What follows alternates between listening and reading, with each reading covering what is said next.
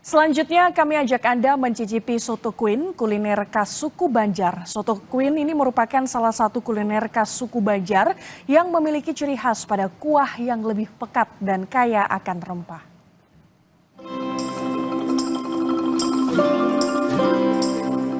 Soto Kuin merupakan salah satu kuliner khas suku Banjar yang memiliki ciri khas pada kuah yang lebih pekat dan kaya akan rempah.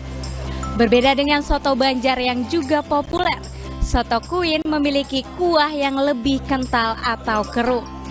Soto Kuin juga memiliki sedikit perbedaan pada rempah-rempah yang digunakan sebagai bahan yang kebanyakan jadi rahasia khas dapur pembuatnya.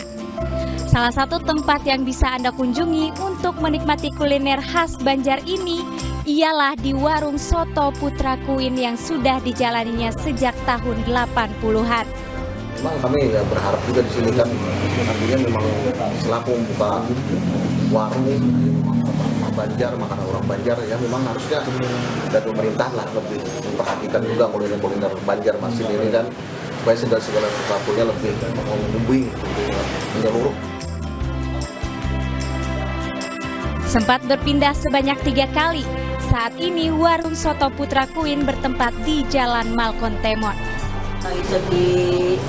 Di kuah, kalau untuk soto Kuin ini lebih kental, dan untuk di rempah, kalau soto Kuin itu beda sedikit lah rempah-rempahnya sama soto Banjar.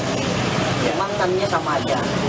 Buka setiap hari dari jam 7.30 sampai jam 8 malam. Harapannya dimohon untuk mengedepankan kuliner-kuliner khas Banjar pada acara-acara terbesar. Nah, jika Anda ingin tahu bagaimana bedanya rasa soto Banjar dengan soto Kuin, warung ini bisa jadi alternatif Anda berwisata kuliner memanjakan lidah. Noval Rafif, Kompas TV Banjarmasin, Kalimantan Selatan. Informasi tadi saudara sekaligus mengakhiri jumpa kita di Kompas Pagi pada hari ini. Terus perbaharui informasi Anda hanya di Kompas TV, independen, terpercaya. Akhir kata saya Dipo Nurbahagia. Dan saya Gracia Dur pamit undur diri, sampai jumpa.